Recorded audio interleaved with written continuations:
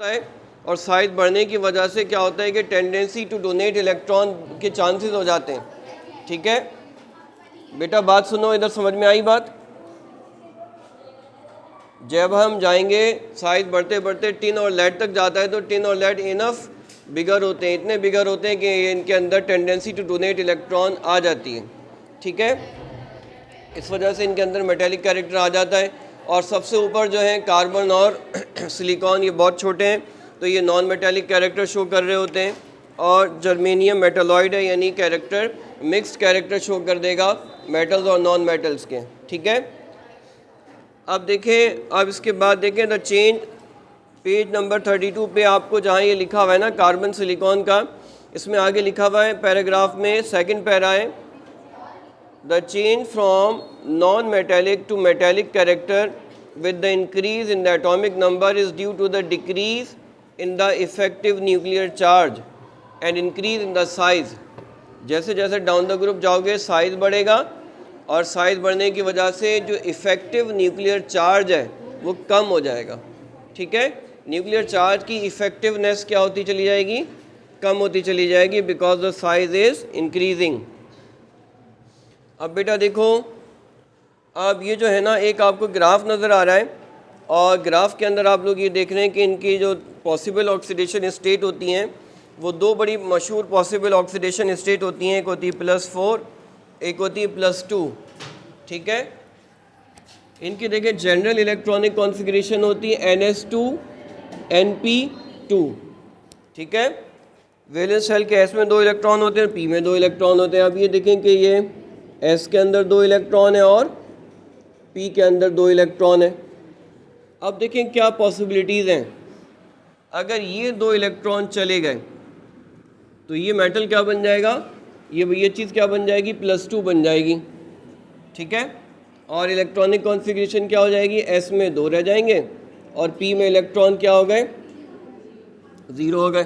ठीक है, तो ये +2 का आयन बनाते हैं या इनकी ऑक्सीडेशन स्टेट +2 होती है। जैसे कि आप देख लें कार्बन मोनोऑक्साइड, कार्बन मोनोऑक्साइड में क्या होती है, कार्बन +2 होती है और ऑक्सीजन -2 होती है, तो ये +2 का आयन बनाते हैं। और अगर इनके अंदर ये S का इलेक्ट्रॉन भी चला जाए, ठीक है, और P के 2 इलेक्ट्रॉन भी चले जाएं तो फिर क्या हो जाएगा, ये +4 में आ जाएंगे,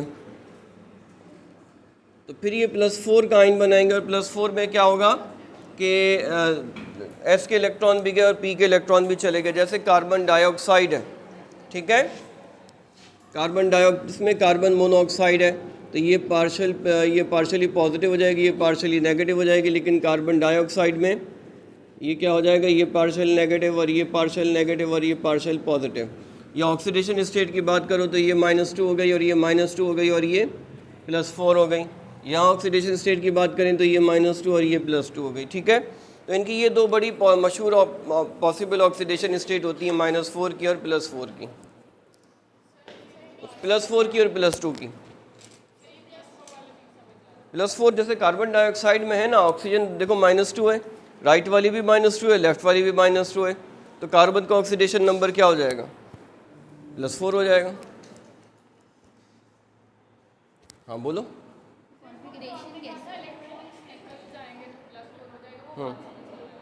हाँ, तो इलेक्ट्रॉन निकलेंगे तो +4 होगा ना, इलेक्ट्रॉन्स निकलेंगे तो +4 होगा।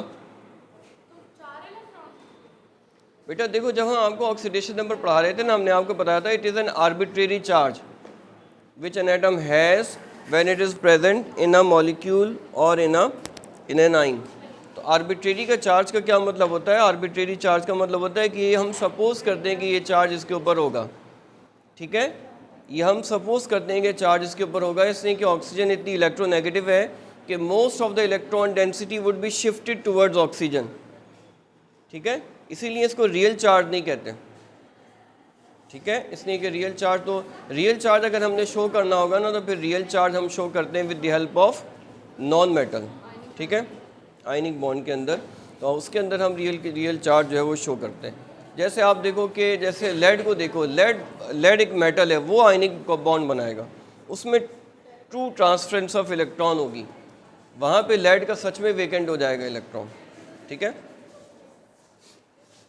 तो बेटा इसकी कितनी पॉसिबल ऑक्सीडेशन स्टेट हो गई हैं? 2 पॉसिबल ऑक्सीडेशन स्टेट होती हैं, या तो ये +2 के आयन बनाते हैं या फिर ये +4 के आयन बनाते हैं। लेकिन ये बात याद रखिएगा कि every bond is an attraction. ठीक है, तो हर एटम जो है ना वो अपनी हायर ऑक्सीडेशन स्टेट में ज़्यादा स्टेबल होता है, इसलिए कि वहाँ वो ज़्यादा बॉन्ड बना रहा होता है। ठीक है, तो ये जो कार्बन डाइऑक्साइड एक बहुत ज़्यादा स्टेबल होती है कार्बन मोनोऑक्साइड के मुकाबले में, इसलिए कि कार्बन मोनोऑक्साइड में तो खाली 2 बॉन्ड बन रहे हैं। ठीक है, और कार्बन डाइऑक्साइड के अंदर 4 बॉन्ड बन रहे हैं। और कार्बन मोनोऑक्साइड में देखो ये जब 4 बॉन्ड बना रही होती है ना तो ऑक्टेट भी कंप्लीट हो जाता है। ठीक है, अब आप देखो ना कार्बन के अराउंड में यहाँ पे कितने इलेक्ट्रॉन हैं? कार्बन के अराउंड में कितने इलेक्ट्रॉन हैं? 1 बॉन्ड इज़ 2 इलेक्ट्रॉन, 2 4 6 8। तो कार्बन के अराउंड में कितने इलेक्ट्रॉन आ गए? 8। ऑक्टेट कंप्लीट है ना।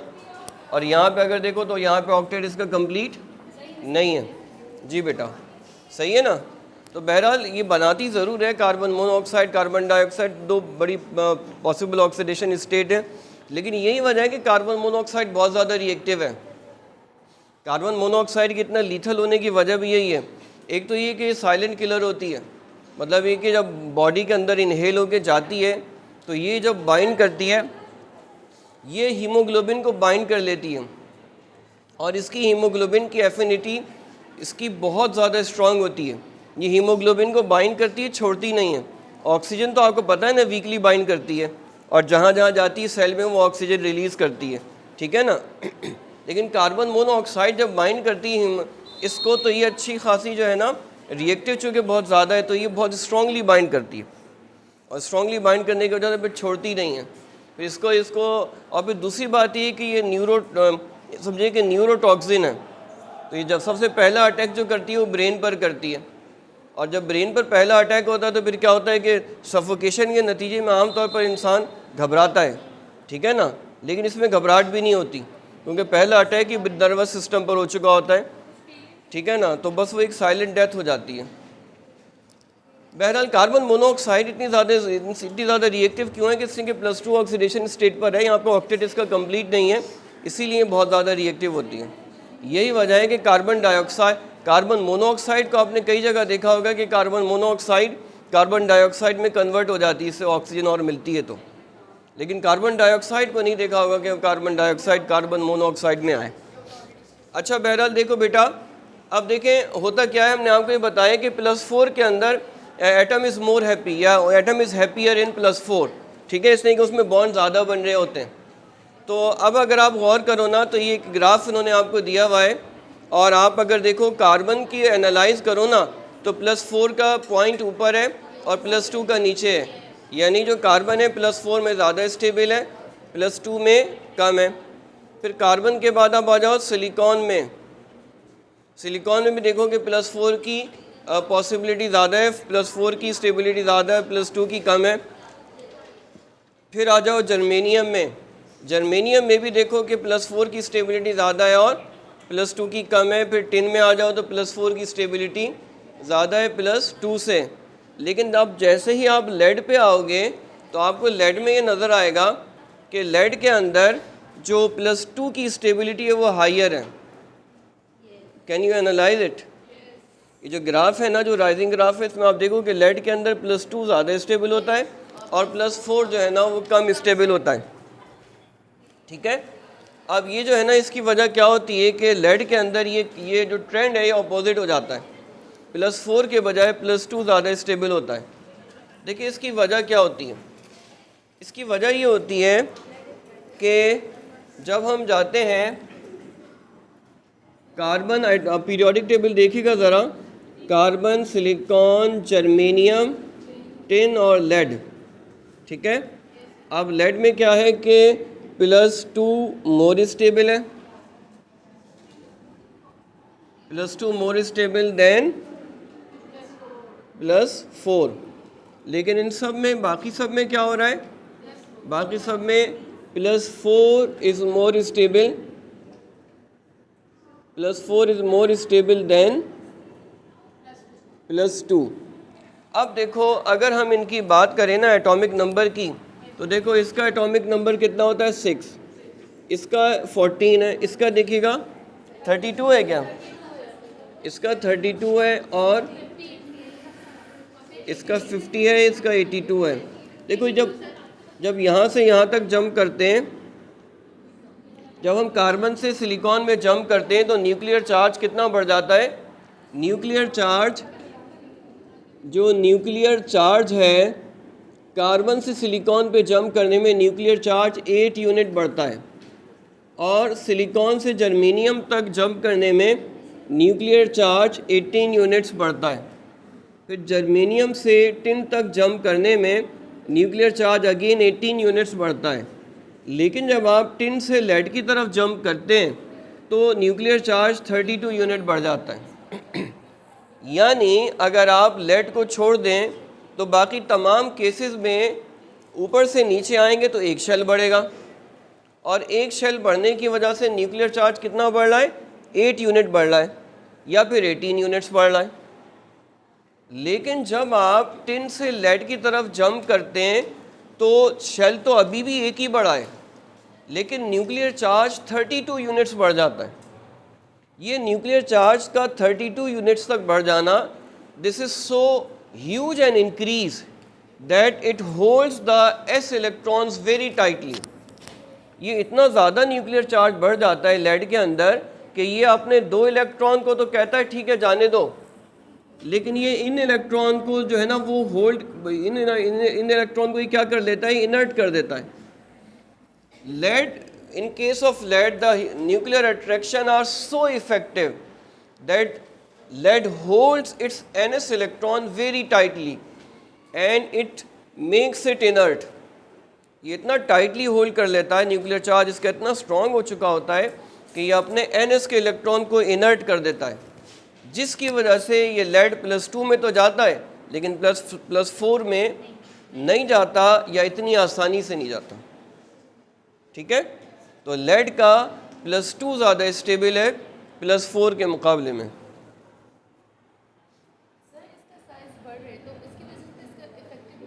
साइज सब में बढ़ रहा है, साइज तो सब में बढ़ रहा है, साइज सब में बढ़ रहा है, लेकिन साइज के बढ़ने के साथ न्यूक्लियर चार्ज सब में 18 यूनिट्स बढ़ रहा है, लेकिन इसका न्यूक्लियर चार्ज 32 यूनिट्स बढ़ गया।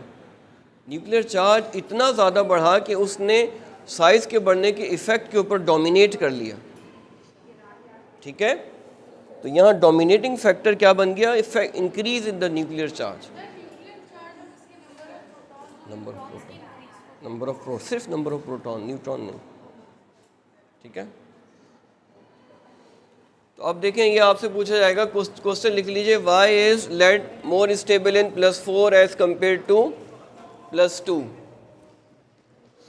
Why is lead more stable in +2 oxidation state as compared to +2? Why is lead more stable in +2 oxidation state as compared to +4 oxidation state?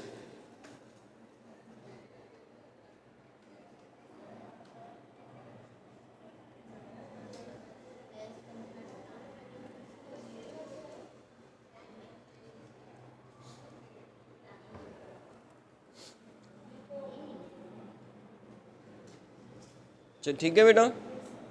अच्छा, अब उसके बाद हेडिंग है हमारी next, oxidising and reducing properties. Next हमारी heading है oxidising and reducing properties.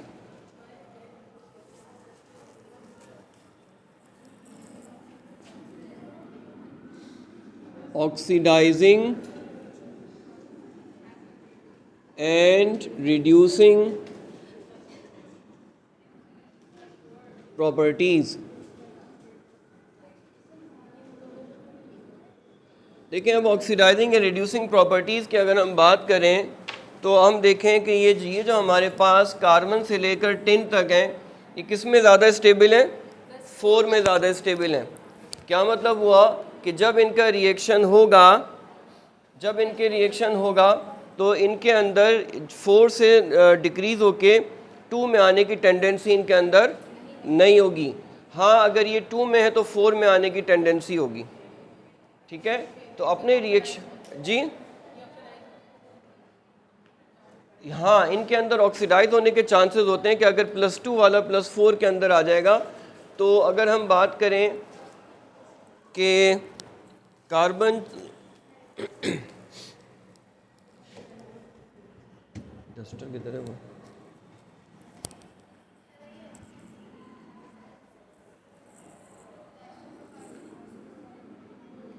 Carbon से लेकर टिन तक के अंदर क्या हो रहा होगा कि इनकी कार्बन से लेकर टिन तक अगर इनका +2 आयन है तो उसके अंदर टेंडेंसी होती है कि वो +4 के अंदर ऑक्सीडाइज हो जाए। ठीक है, और ये ख़ुद ऑक्सीडाइज होते हैं, +2 से +4 के अंदर ऑक्सीडाइज होते हैं, यानी ये सारे के सारे रिड्यूसिंग एजेंट का काम करते हैं। ठीक है, ये सारे के सारे एलिमेंट इनके अंदर टेंडेंसी होगी कि ये +2 से +4 में ख़ुद ऑक्सीडाइज हो जाएं, इसलिए कि इनका +4 ज़्यादा स्टेबल है। तो जब ये ख़ुद ऑक्सीडाइज होंगे तो ये दूसरे के लिए रिड्यूसिंग एजेंट का काम करेंगे। लेकिन अगर हम लेड की बात करें तो लेड जो है ना वो +2 के अंदर ज़्यादा स्टेबल है, यानी लेड के केस में +4 का आयन ये कोशिश करेगा कि मैं +2 में चला जाऊं और रिड्यूस हो जाऊं। ठीक है, तो लेड क्या होगा, लेड खुद चाहता है कि ये रिड्यूस हो जाए और ये दूसरों के लिए एक ऑक्सीडाइजिंग एजेंट का काम करता है।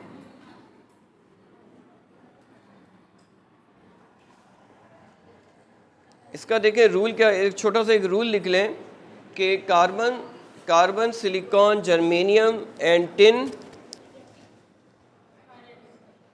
Carbon silicon germanium and tin are more stable, carbon, silicon, germanium and tin are more stable in +4 oxidation state.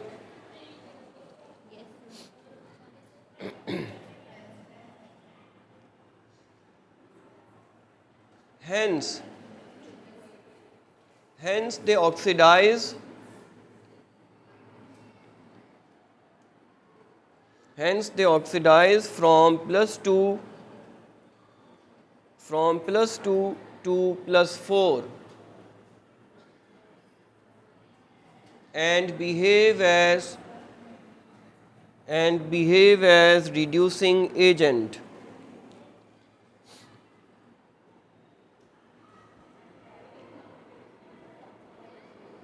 While lead is more stable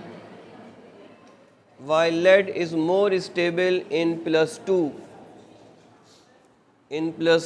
oxidation state.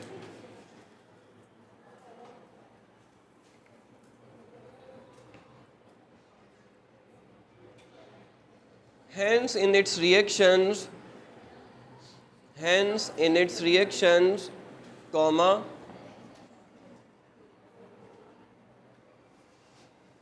lead reduces from +4 to +2. Lead reduces from +4 to +2 and behaves as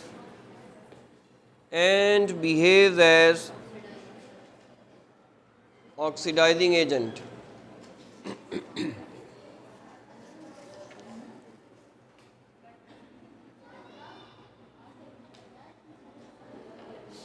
अच्छा बेटा, अब देखें इसके बाद हमारा है next topic है negative oxidation state. ठीक है, आप ज़रा नेगेटिव ऑक्सीडेशन स्टेट को पढ़िएगा, आप पढ़ लें बेटा, बात सुने और सुन लें।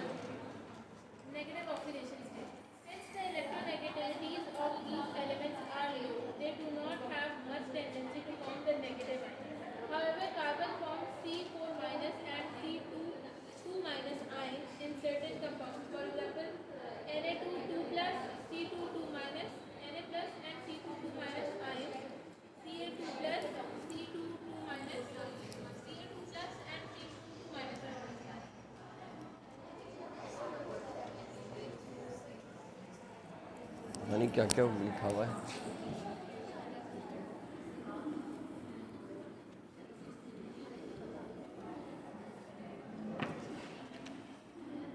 नेगेटिव ऑक्सीडेशन स्टेट,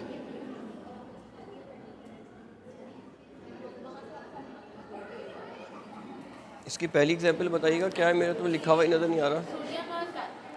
रखिएगा, इधर रखिएगा, इधर रखो, इधर इसको घुमाओ, ऐसे अल्लाह की बंदी यूँ घुमाओ।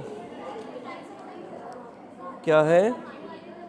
However carbon forms carbon 4+4- carbon 2- in certain compounds. Example Na2 2+C2, Na2C2।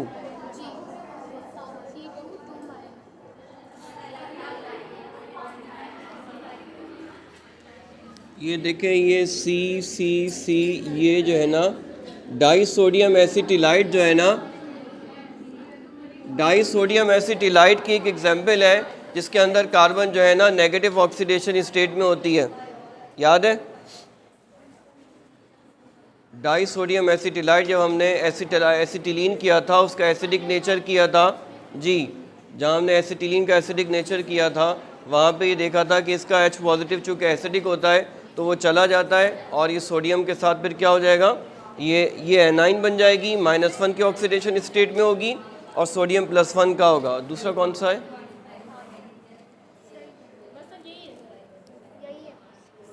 Na2C2,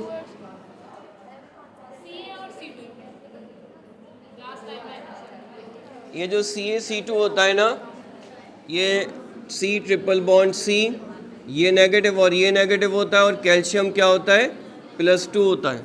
ठीक है, इस तरीके से शो कर देते हैं। हालांकि ये कोवेलेंट बॉन्डिंग होती तो नहीं है, आयनिक बॉन्डिंग होती है। कार्बन आयनिक बॉन्ड इसलिए बना लेता है कि इसलिए कि एसिटिलीन होता है ना, एसिटिलीन एसिडिक इन नेचर होता है और एसिडिक इन नेचर होने की वजह से आपको पता है कि एसिड जो भी होगा वो एक्टिव मेटल के साथ अपना प्रोटॉन रिलीज़ कर देगा। जब ये प्रोटॉन रिलीज़ करता है तो ये नेगेटिव ऑक्सीडेशन स्टेट में आ जाता है। ठीक है, आपको अक्सर जगह कैल्शियम कार्बाइड जो है ना ऐसा मिलेगा, हालांकि ये होता नहीं है लेकिन इसको रिप्रेजेंट कर देते हैं ऐसा। कोवेलेंट नेचर तो नहीं होती, आयनिक नेचर होती है, बस for the sake of simplicity इसको ऐसे शो कर देते हैं। लेकिन यहाँ भी again carbon minus negative oxidation में स्टेट में होती है और जो है वो जो है कार्बन जो है नेगेटिव में और सब मेटल जो है वो पॉजिटिव ऑक्सीडेशन स्टेट में होता है।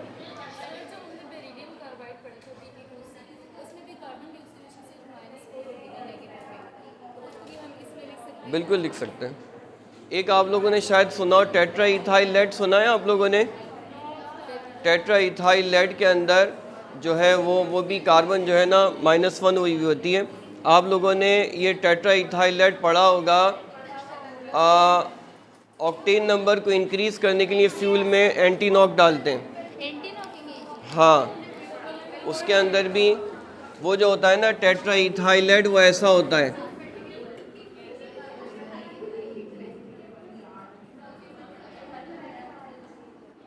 C2H5 और ये C2H5, तो यहाँ ये +4 के ऑक्सीडेशन स्टेट में होता है और ये सारी की सारी क्या हो जाती हैं, -4 की ऑक्सीडेशन स्टेट में होती हैं। ठीक है, तो बहरहाल ये बेटा देखो ऑक्सीडेशन स्टेट इसकी नेगेटिव भी हो जाती है। ये हमने कुछ एग्जाम्पल दिए और मेरे ख्याल से ये जो बुक की एग्जाम्पल है शायद उससे बेटर एग्जाम्पल ही है। वहाँ तो C2 2- और पता नहीं थोड़ा सा अजीब सा प्रेजेंटेशन, थोड़ी सी अजीब सी हो गई है। ये थोड़ी सी कुछ इम्प्रूव्ड प्रेजेंटेशन है। अच्छा बेटा देखें आप नेचर ऑफ, एक हम रूल पढ़ने जा रहे हैं, फजन्स रूल। सही है, इसकी स्पेलिंग का ख्याल रखिएगा, कुछ उल्टा सीधा नहीं लिख के आइएगा।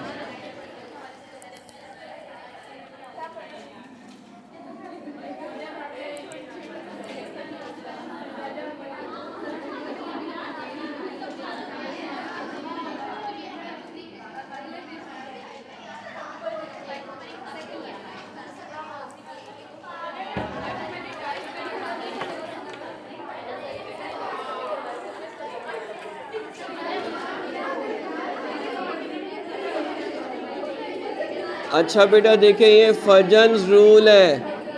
अच्छा बात सुनो, ये फजन्स रूल ज़रा सुन लें। देखिए हमने ये देखा कि इनकी हर एलिमेंट की हमने देखा कि दो पॉसिबल ऑक्सीडेशन स्टेट आ रही हैं, +2 आ रही है और +4 आ रही हैं। ठीक है, यानी कोई भी एलिमेंट हो +2 में भी आ सकता है, +4 में भी आ सकता है। यहाँ देखिए इन्होंने ये बात बताई कि अगर कोई मेटल है +2 का, ठीक है, अब उसकी जो है ना इसके मुकाबले में जो मेटल +4 का होगा, इन दोनों में क्या फ़र्क होगा? यहाँ चार्ज डेंसिटी हाई होगी। चार्ज डेंसिटी क्या होगी? बहुत हाई होगी। और यहाँ चार्ज डेंसिटी क्या होगी?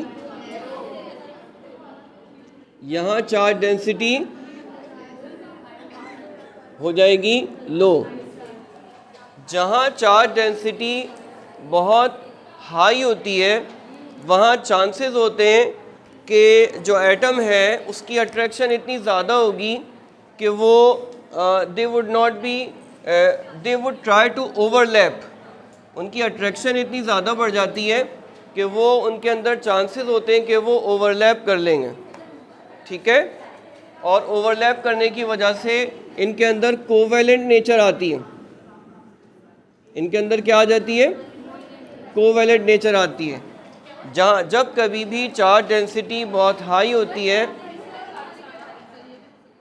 whenever the charge density is very high, then there are the chances that the atoms would overlap with each other and we get a covalent character. लेकिन अगर चार्ज डेंसिटी लो होती है तो फिर वहाँ पे इतनी ज़्यादा अट्रैक्शन नहीं होती कि the atom is not able to overlap on the other atom. इसकी वजह से जो नेचर हो जाती है वो क्या हो जाती है? आयनिक नेचर होती है।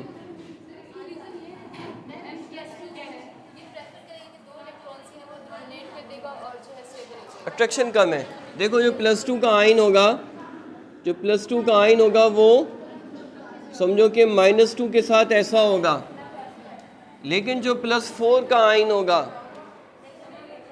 जो +4 का आयन होगा उसकी अट्रैक्शन क्या होगी? +4 के आयन की अट्रैक्शन बहुत ज़्यादा होगी।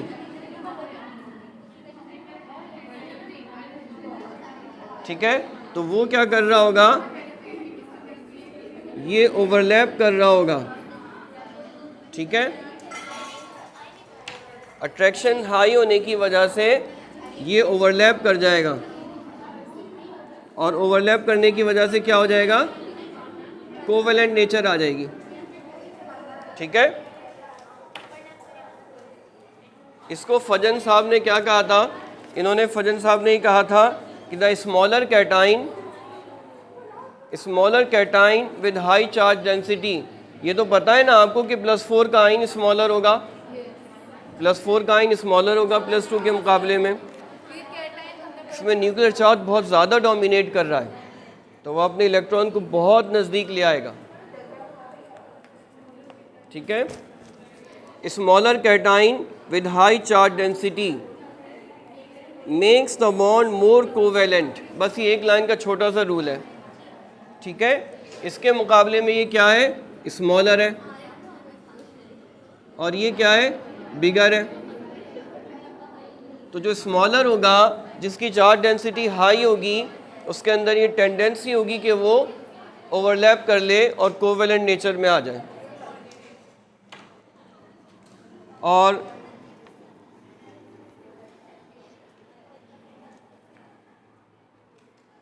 अच्छा इसके बाद देखिएगा, एक इन्होंने एक एग्जांपल लिखी है, क्वेश्चन लिखिए, why is SnCl4 covalent, why is SnCl4 covalent but SnCl2 ionic.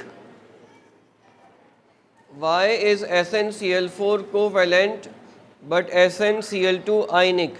तो अगेन SnCl4 में टिन +4 की ऑक्सीडेशन स्टेट में है, टिन का साइज स्मॉलर है, टिन की चार्ज डेंसिटी हाई है, तो it would tend to make a covalent bond. और SnCl2 के अंदर जो टिन है वो उसका साइज बिगर है और उसकी चार्ज डेंसिटी कम है, तो वो क्या करेगा? आयनिक बॉन्ड बना लेगा। ये सबके लिए अगर कोई एक एटम दो ऑक्सीडेशन स्टेट में जा सकता है तो उसका हायर ऑक्सीडेशन स्टेट के चांसेस होंगे कि वो कोवेलेंट होगी। हाँ, अच्छा बेटा अब देखें, अब हमारे पास क्या आ रहा है, नेक्स्ट हेडिंग क्या है? ठीक है। अच्छा बेटा अब देखिए, अब हमारे क्लोराइड्स के ऊपर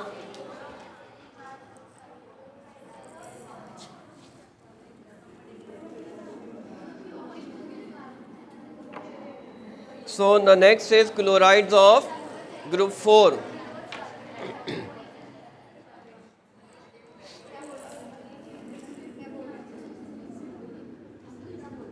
क्लोराइड्स ऑफ ग्रुप 4। अब बेटा देखो, जो क्लोराइड्स ऑफ ग्रुप 4 हैं, बेटा पढ़ना नहीं है आज, और तुमने भी ये उसको उठाओ। बेटा देखो, जो क्लोराइड्स ऑफ ग्रुप 4 हैं, में सबसे पहले हम देख रहे हैं लेड टेट्राक्लोराइड। अब बेटा देखो, लेड टेट्राक्लोराइड थर्मली डिकम्पोज होकर लेड डाइक्लोराइड में जा रहा है।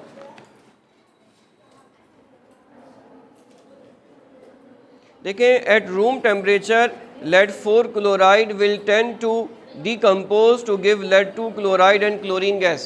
यानी ये रूम टेम्परेचर पर, यानी 25 डिग्री सेंटीग्रेड पर भी क्या हो जाएगा, डिकम्पोज होके लेड डाइक्लोराइड में आ जाएगा। Why? This is because lead is more stable in +2 oxidation state. ठीक है, तो इसको डेफिनेटली फिर इसको बनाने के बाद लेड टेट्राक्लोराइड अगर रखना है तो बहुत लो टेम्परेचर पर फ्रीज करके रखना पड़ता होगा, इसलिए कि अगर ये 25 पर भी आ गया तो लेड डाइक्लोराइड में डिकम्पोज हो जाएगा। अच्छा, इसके बाद देखिए solubility at the top of group 4 the most stable oxidation is, अच्छा एट द टॉप, सही है, at the top of group 4 the most stable oxidation state shown by carbon and silicon is +4 in carbon tetrachloride and silicon tetrachloride have no tendency to decompose into the dichloride। ठीक है, तो शुरू के अंदर carbon और silicon tetravalent में अच्छे खासे स्टेबल हैं और ये डिकम्पोज नहीं होते, डाइक्लोराइड में कभी भी डिकम्पोज ये नहीं होते। अच्छा, इसके बाद देखें, thermal stability of the chloride of group 4 decrease down the group. अब देखें रिएक्शन विद हाइड्रोलिसिस, देखिए इन्होंने जो है ना अब रिएक्शन विद हाइड्रोलिसिस बताया है कि रिएक्शन जो होता है हाइड्रोलिसिस के का जो रिएक्शन होता है वो किस तरीके से होता है।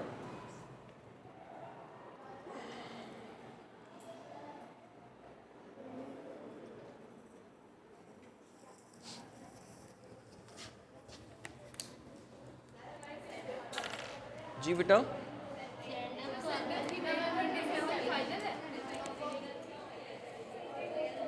सेंड अप की डेट